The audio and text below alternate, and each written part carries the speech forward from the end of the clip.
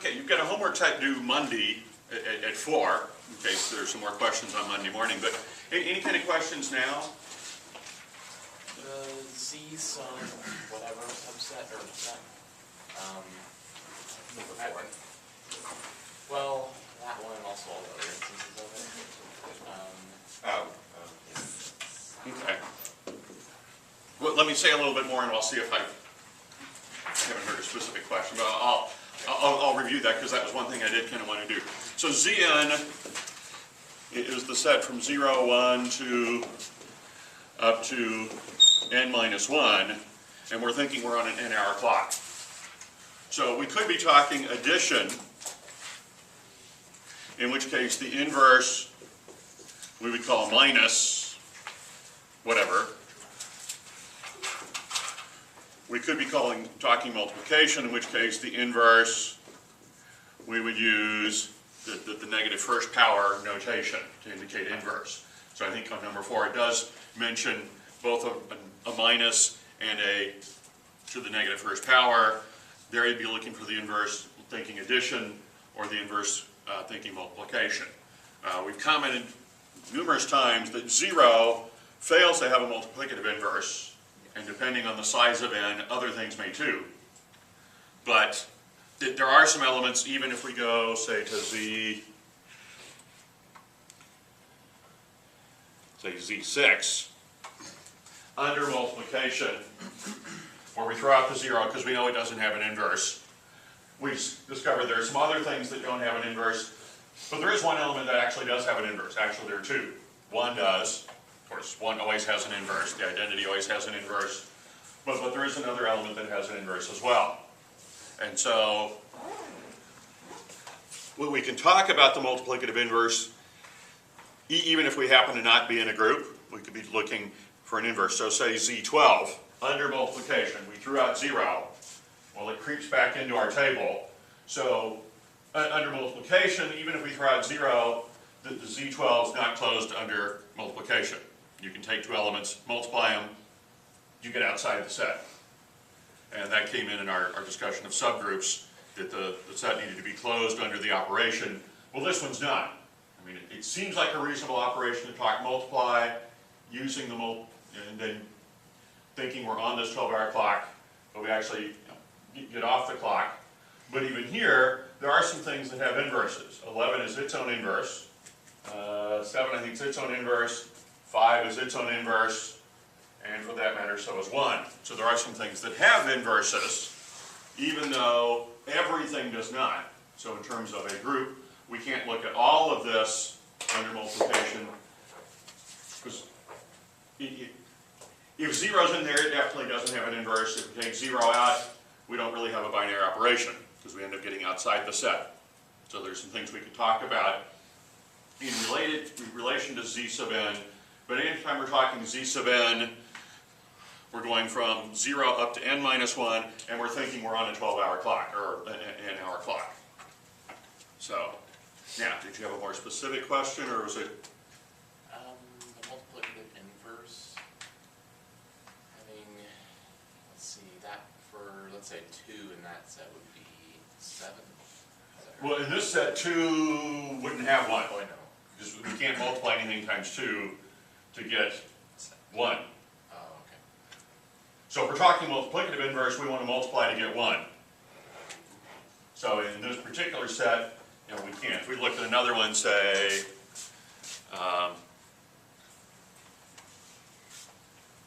better not look at Z11. Let's look at Z13. So in Z13, it would be 7 for 2. 2 inverse would be 7. 7 inverse would be 2, because 2 times 7 is 14. Well, if we're on a 13-hour clock, the other name of 14 is 1. We essentially throw away all the multiples of 13, and what are we left with? So, let's see.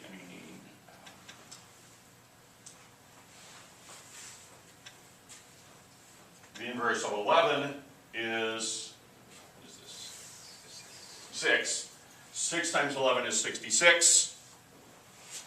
Well, if you're on a 13-hour clock, you go around 65 times, and then one more gets you to 66. So 11 and 6 are inverses. So it does become a little weird, especially with multiplication, to think we're going around, because we're still kind of treating 0 in there, even though it's not really part of the set. Okay. So that could be a possible result.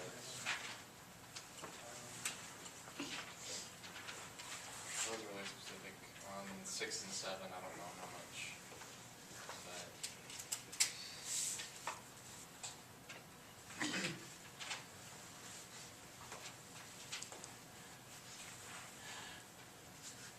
So 6, we start looking at ordered pairs.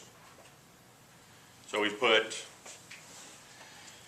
say, the first operation, we're combining them, and in that case, it's addition in both cases. I say using addition in both the two groups. So we're adding the first elements in whatever the addition is in the first set, we're adding the second elements whatever the addition is in the second one.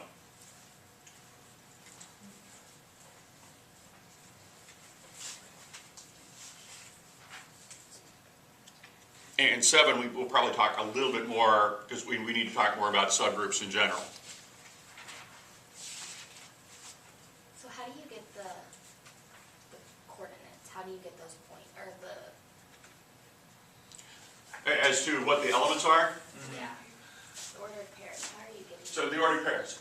So in this case, this is Z2 cross Z3. So I need to pick elements from Z2 as my first elements. Well, there are two choices. It's either a 0 or a 1 to be in Z sub 2. Second element needs to be in Z3. Well, that's either a 0, a 1, or a 2. And so there will always end up being m times n elements here as we work with this. So if we take it up quite a bit, I forget how high I can go here and still even being able to see it. So we did Z4 cross Z5. We've got 4 choices for the first element, a 0, 1, 2, or 3. 5 choices for the second, 0 through 4. So 4 choices first, 5 choices for the second. 20 ordered pairs altogether. And they go off the screen here. I guess we can move it a little bit this way to see. Well, maybe we can move it. Or maybe not. I may not even have the code right to go this big. But the start of it we can see, and we can scroll down as well, maybe not. Again, I may not have the code, so as you get into bigger ones, the code may not be 100% accurate besides what we see, but I think we get the idea here. And so, for example, in this one, Z4 cross Z5, if we're adding, say, 2, 4, and 3, 3, we will add the 2 and the 3 in Z4. So in Z4, what's 2 plus 3? 1. We'll add the second elements, 3 and 4, but we'll do that in Z5, where it's 2. So that would be our sum of 2, 4, and 3, 3. And hopefully that agrees with what's here. So 2, 4, 3, 3, oh, just barely. Well, it says 1 something. It should be 1, 2. Just.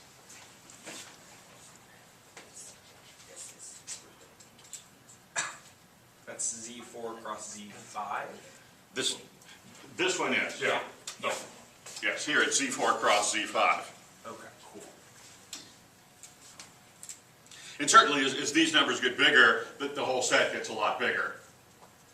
Because the size is always going to be m times n. Because there are m choices for the first element, n choices for the second, m times n then choices for all the ordered pairs. So, yes? And then the size of the table is going to be m times n squared? Yes. So yeah, to fill in this particular one, there are 20 squared or 400 elements in the whole thing. That's why I did Z2 cross Z4, which is still, you know, a little bigger, but I mean, much like, you know, the old days of, you know, coming up with your multiplication table or addition table, it might be easier to think of it in terms of patterns. You know, where are the patterns? So like, pick a row and go across. So usual addition. You know, if you were looking usual addition, you know, 6 plus 0 is 6. You know, plus 1 when we go up to 7, 8. You know, there's a pattern you can see as you go across, or as you go down. So it might be good to just kind of go across rather than just kind of randomly try to fill in the table.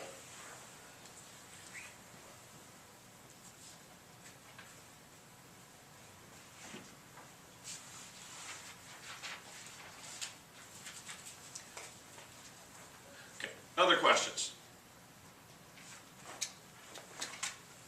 What do you want the proofs to look like? Especially like for Yeah. number 2, when you're proving that stuff, what do you want it to look like?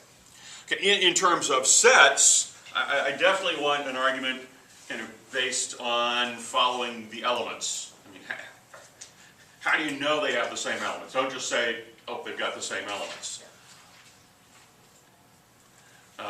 Work through and show. And actually, for showing sets are equal, what I prefer is showing that the first set's a subset of the second and vice versa. Because for a subset, we've got a pretty definitive way on how we show that. You look at an element in the first set and show it has to be in the second. If we can do that, this set's a subset of this other set.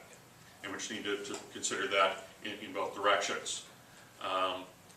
In general, at this point at least, proofs would be a reasoned argument why you know something is true.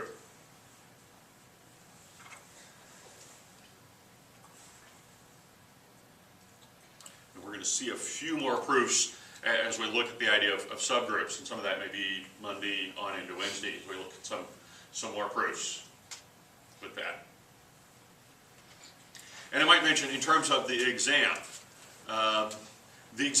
coming up a week from today looks a lot more like the homework set you're working on than a lot of the problems you're seeing out of the book. So I think I do have a proof on there. Certainly not the hardest proof we have found, but a proof on there. But a lot of, you know, do you understand what it takes to be a group?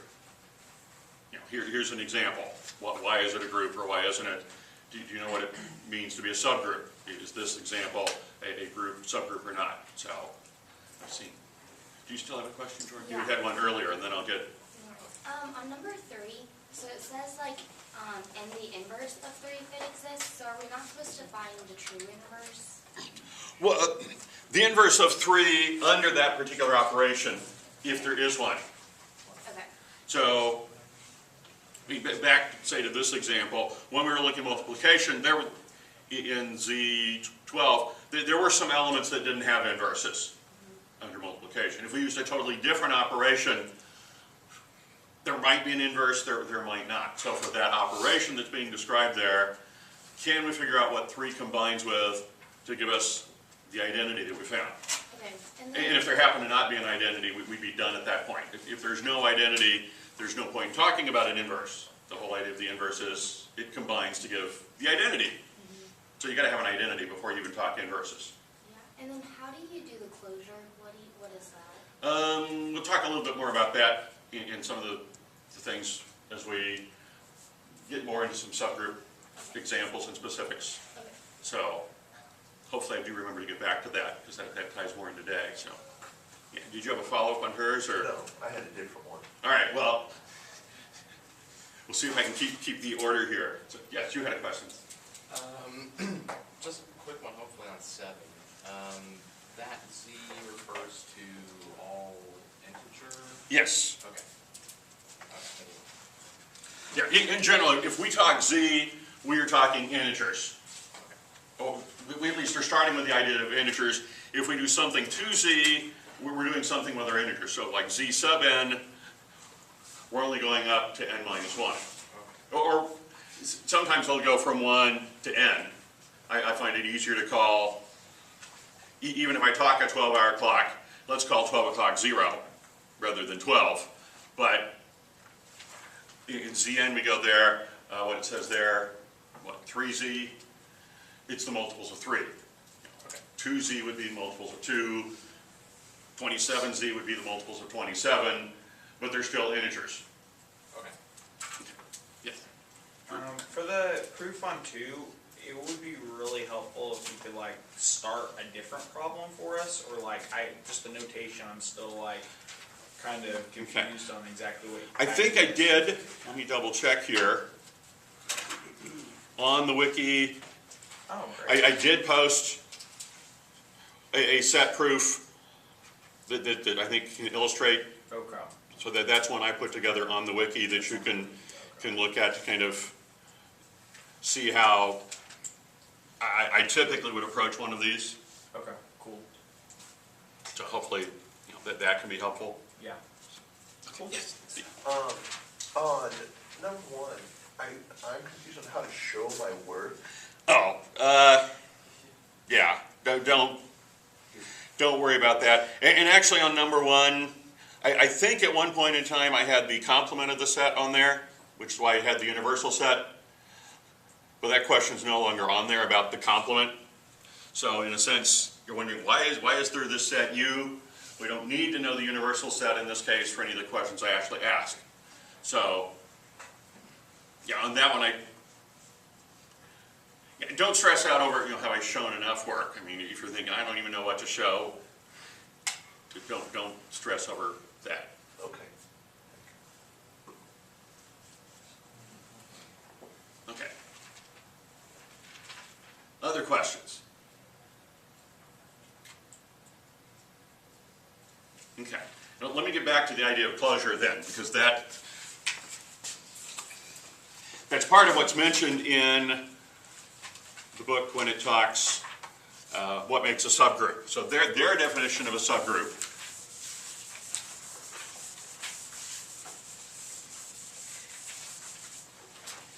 is they use S, so I guess I'll say S, a non-empty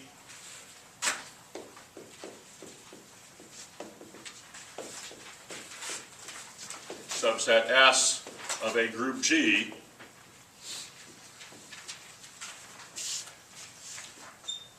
is a subgroup if two things. The operation for G is closed on the set. And what that means is if we take any two elements from our subset, then the product also has to be in the subset. Or whatever the operation happens to be. In general, if we know the operation is addition, we'll call it addition. If we know it's multiplication, we'll call it multiplication. If we don't know what it is, we'll still probably use the multiplication notation. So just because we see this, don't think, oh, we're talking multiplication, because we may not be. We're talking whatever the operation of the group is. And that is a key of subgroup is we can't go changing the operation. It's got to be the same operation that we already had in the original group. And then inverses are closed on S, which means if we've got an element in the set, then the inverse is in the set also.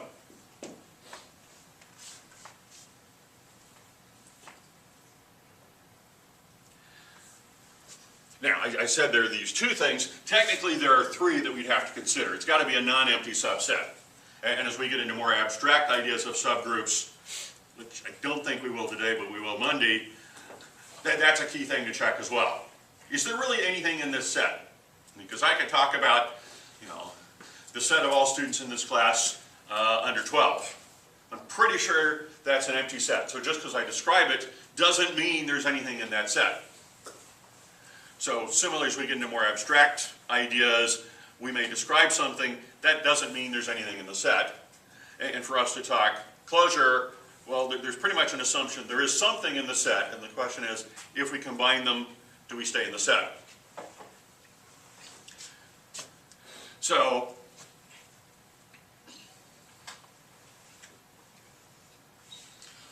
examples of this. Let's see, I'm going to move this back. It'll get more of the screen, or more of the board.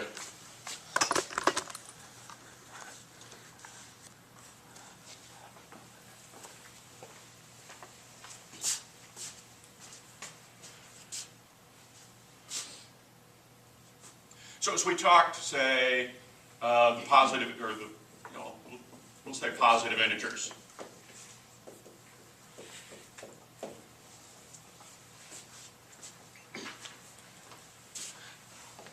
And the question would be, is this a subgroup of all the integers under addition? So all the integers under addition is a group. Binary operation, if you combine any two integers and add them, you get another integer. There's the identity, there are inverses. So in terms of kind of checking through our list here, is this a non-empty subset? Yes, it is. Is the operation closed? Pick any two positive integers and add them, do we still get a positive integer? Yes. Yes. Yes. So the operation's closed. So the idea of thinking, is it closed? No matter what two elements you pick from the set, if you combine them, do you stay in the set? That's closure. What about inverses? Yeah. No. In fact, not only is it not true that every element has an inverse for this particular set, no element has an inverse. So it fails the inverses.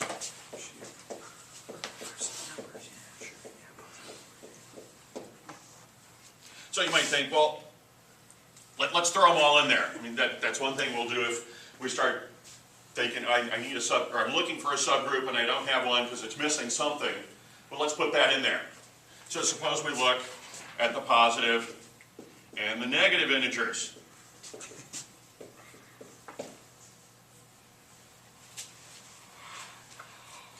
Still non-empty, right? Yeah. Is the operation closed? Yeah. Wait. No. I hear a no. Why? What's the problem? A negative number plus its positive equivalent will equal 0, which is not in the set. Yep. Currently, the way the set is defined, 0 is not in there. But if 0 is not in there, then the operation's not closed. We threw in the inverses because we were missing them. 1 plus negative 1. Well, in the big group, that's 0, but that's not in our set. So now it actually fails closure.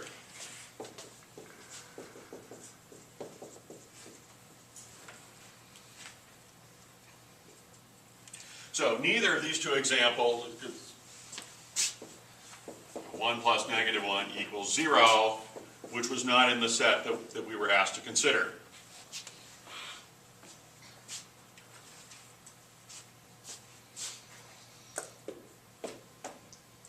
Okay.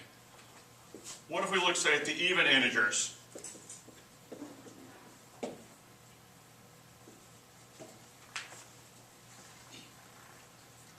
Is it non-empty? Yeah, there are lots of even integers. Is the operation closed?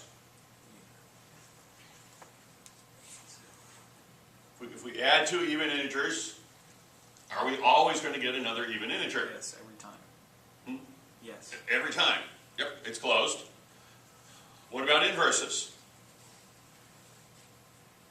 I see. What? Aren't we, didn't we say that 0 wasn't a set? Isn't negative 2 plus 2 0? Okay, negative 2 plus 2 is 0, but is 0 an even integer? Okay, we're defining 0 as even. Well, that is a good question. I mean, how do we normally define even integers? we can divide it by 2, or it's 2 times some other integer, in which case 0 would be an even integer, because 0 is 2 times 0. So, yeah. But that is an important thing, as we see, things defined a little differently, we do need to be clear, and especially clear, where is 0. Notice nowhere in this definition, though, does it specifically say the identity has to be in there. It does. If we have closure under the operation and closure under the inverses, the identity will have to be in there. You'll pick an element, its inverse has to be in there, so the element and its inverse has to be in there, so does the combination, so the identity will have to be in there if it satisfies these properties, but we don't specifically, in this particular way of thinking, check that yes, the identity is in there. But certainly if we're given a specific example like this, we do need to kind of think, do I have the identity? And 0 is even. It's 2 times 0. Whereas if we looked at the odds, the odds would have all kinds of problems under closure. Because an odd plus an odd is, it's not an odd number, it's an even. So we kind of have to think a little bit. So, as we look at some sets, if we just pick a subset, sometimes it meets all the conditions, so it is a subgroup. Other times, it's not. How did that one work with the inverses again? Well, if we've got an even integer, its inverses, so like 4, inverses minus 4, that's also even. Oh, because we're 28, using this, yeah, okay. the inverse is negative 28, that's also even. Cool beans. So, even means it's a multiple of 2. So if the number's a multiple of 2, so is its inverse.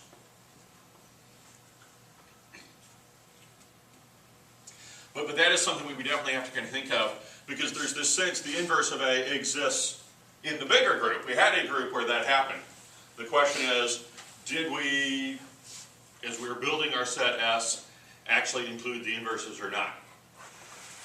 And so, kind of this first one I built, I intentionally left out the inverses, so we could sort of realize, oh, just because it's closed under the operation doesn't mean the inverses came along. And here, I threw in the inverses.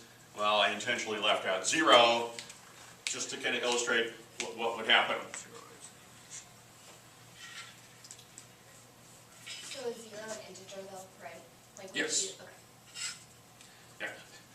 Yeah. It doesn't, it's not positive, it's not negative, but it is an integer. Okay. So if we say positive, and we do have to kind of watch, sometimes they may even say, non-negative. Non-negative would include 0. Positive does not include 0.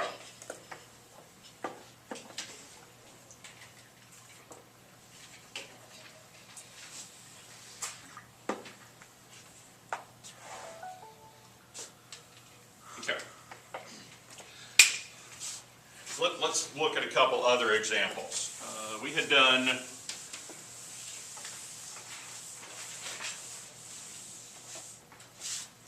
this group with the triangle.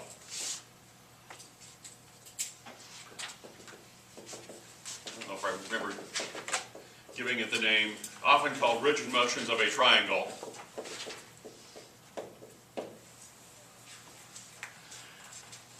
Where there are ways we can move the triangle, but we can't go twisting it around in any way. Although for a triangle, I don't think twisting it around would give us anything different than what we came up with. For other figures, it does. And I think when we did this, we found there were 6 elements in that group.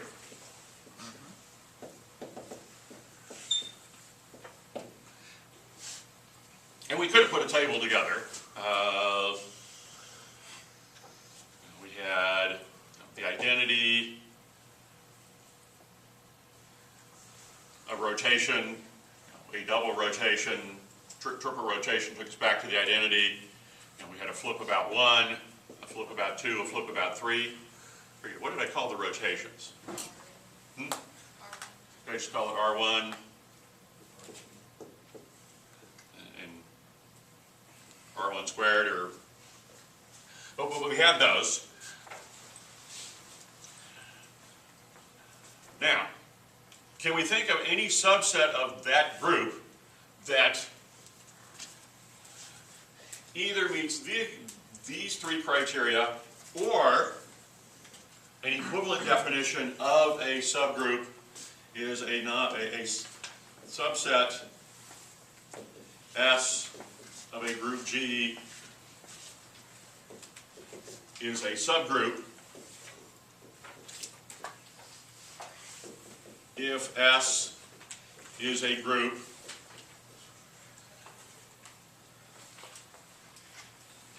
itself using the same operation.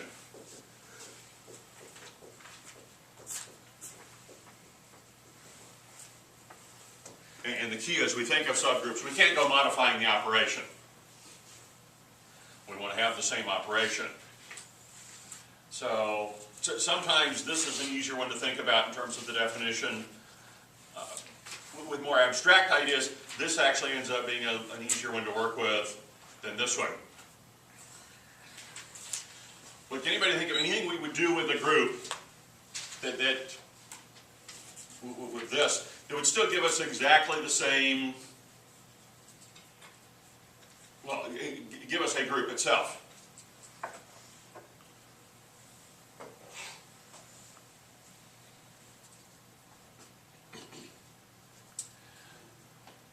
Now, with a table, that is a challenge. So let's just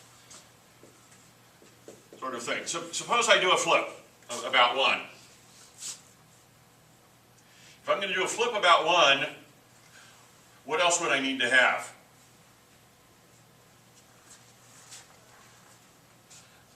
Well, if it's going to be closed, I've got an element. Once I do a flip about 1, it's not empty. If it's going to be closed, well, flip 1, its inverse needs to be in there. What's the inverse of the flip about 1? Flip 2. Was it? Or wasn't it the flip about 1 again? Oh, yeah. It was its own inverse. So if we have flip 1 and the identity, I mean, if we put together a table for that, the identity times anything doesn't change it. Flip 1 times flip 1 is the identity. If I just gave you that table, that table meets the condition to be a group.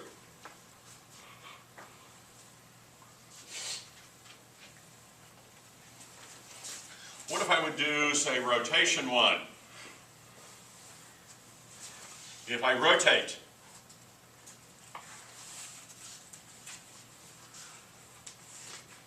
well, if it's going to be closed, if I'm going to rotate once, well, I need to be able to rotate twice and rotate 3 times. But what was rotate 3 times? Remember, if we rotated once, twice, 3 times, that took us back to the identity.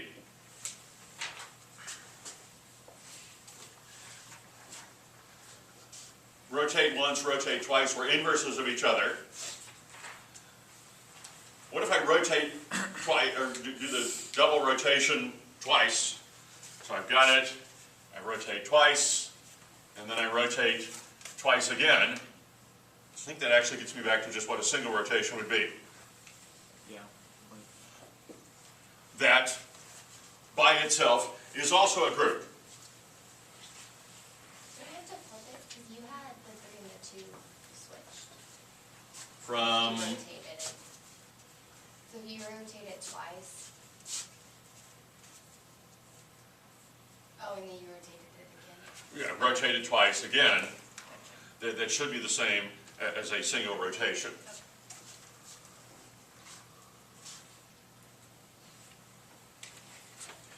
That would give us a subgroup.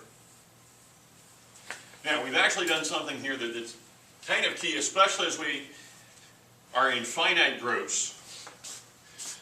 We get here what would be called the subgroup generated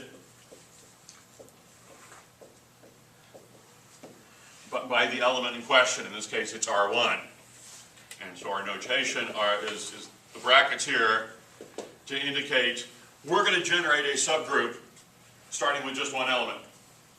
And if we start with 1, well, we've got to have that element squared.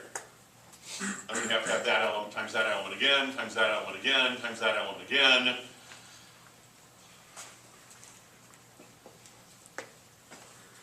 So let's look at a different example. Let's go, say, back here.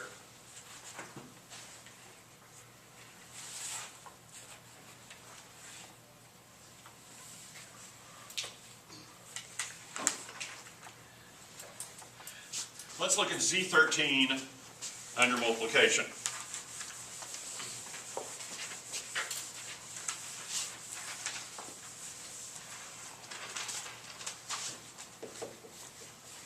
So Z13 except for 0 under multiplication.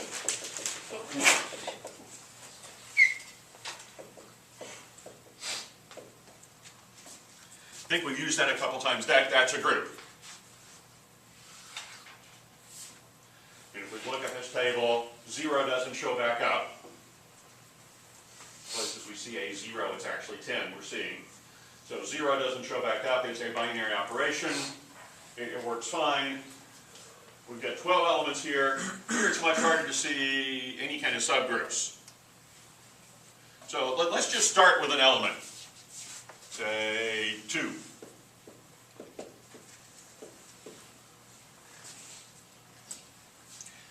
And let's just see what happens if I build the subset that is closed. So if 2's in there, what else has to be in there?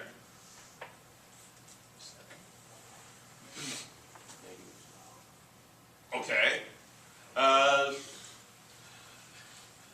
not going to worry about the inverse right now. Let's worry about closure of multiplication first. And I think we'll see. But so if 2's in there, 4 is going to have to be in there. 2 times 2 times 2. So 8's got to be in there. This is going to be infinite? Is that what you're getting at? No, because it's only under 13. Oh, Yeah. it's only on that grid. Okay, sorry, I'm getting it. No, that's exactly where I wanted to go. In one sense, we think, oh, this is just going to keep going on and on forever, until we realize, no, wait, there are only the 12 choices there. We do start wrapping around, Okay. so sometime we're going to have to repeat. Yeah. So even though it looks like, oh, this is going to go on forever, it won't, Sure. because there's only 12 elements that we're picking from. So let's see, 2 times 8 is what, 16? So we otherwise known as 3 on the 13-hour clock. And 2 times 3 is 6, 12, 24, otherwise known as 11, 22, otherwise known as 9, 18, otherwise known as 5, 10, 7, and then we do get to 1.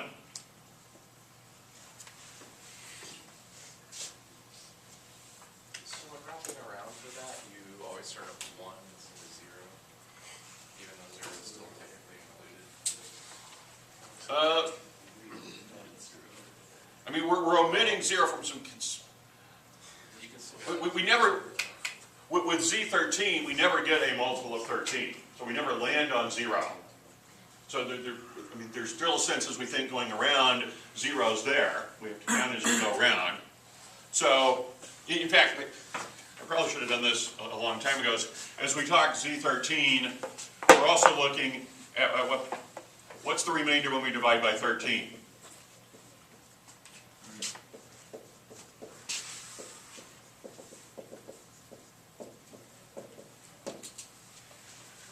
Since 13 is prime, any two numbers smaller than 13 will not give us a multiple of 13. We'll never get a remainder of 0. We could get any remainder between 1 and 12, but we never get a remainder of 0. So when we go around, 16, the remainder, when we take 16 and divide it by 13, we get a remainder of 3.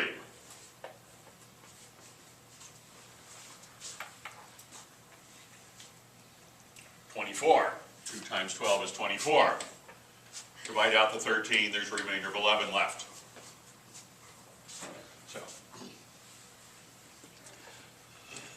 okay, is that everything? I think it is. Right? Doesn't have all 12. So in this case, we actually get the entire group. In which case, the group is what's known as cyclic. We'll come back and look at cyclic groups in general in a few chapters.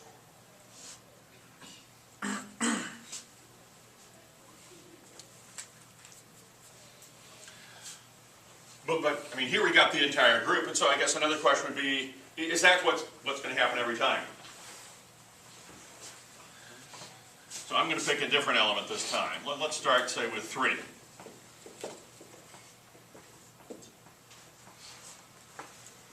So 3 times 3 is 9. Times 3 is 27, otherwise known as 1. Oh, I probably should mention.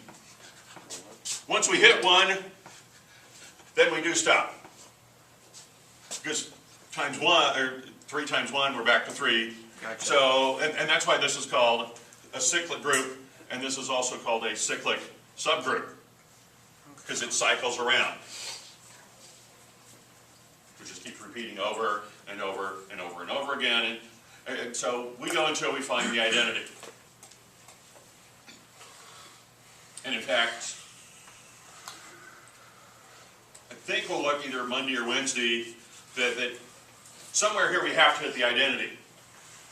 I mean, Jordan pointed out, there are only so many values we could get. You might think, well, could we have a repeat before we get to the identity? And it turns out you really can't. You have to run through the identity before you start getting any other repeats. But for today, I just want to get the idea of, let's generate something. So,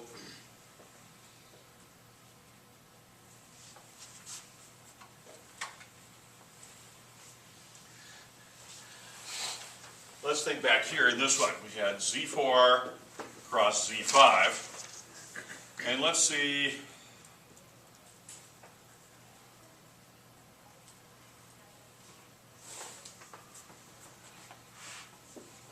what 2, 2 generates.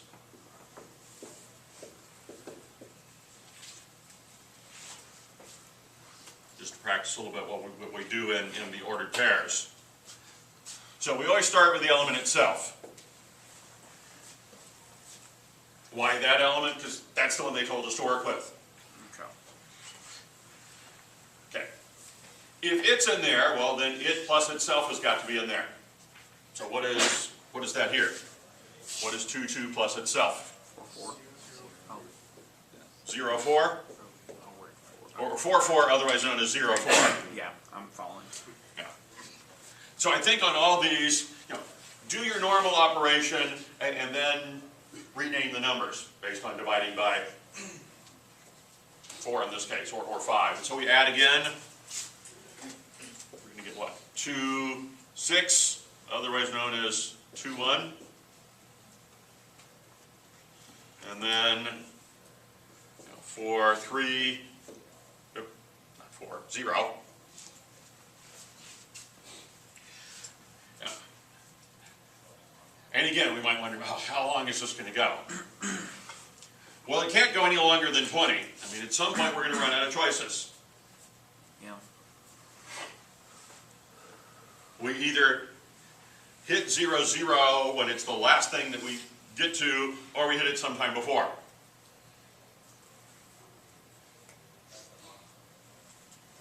Because it does turn out we couldn't have repeats anywhere before we actually hit 0, 0. And probably that's where we'll start Monday is, why is that the case? Why is, as we start adding and adding and adding, do we hit the identity before we hit any other repeats? Or combining, I guess here it was multiplying, but if we keep taking an element, combine it with itself, do it again, do it again, do it again, eventually, if we're in a finite group, eventually we will hit the identity. And we'll hit the identity before we hit any other repeats.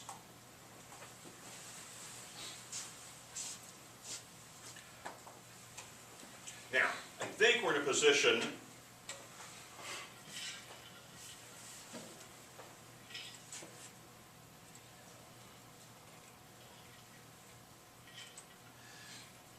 that you can at least begin to work on some of these problems with subgroups. The A ones especially, I think, are specific subgroups of groups that we've been working with. Some of the others get into some more complicated ones, but I think you can definitely look at those. And you've also got the homework set that's due Monday to be working on. We still have more to do in subgroups on kind of moving to a little bit more abstract ideas. But only so much we can squeeze into one day. So I will see you on Monday.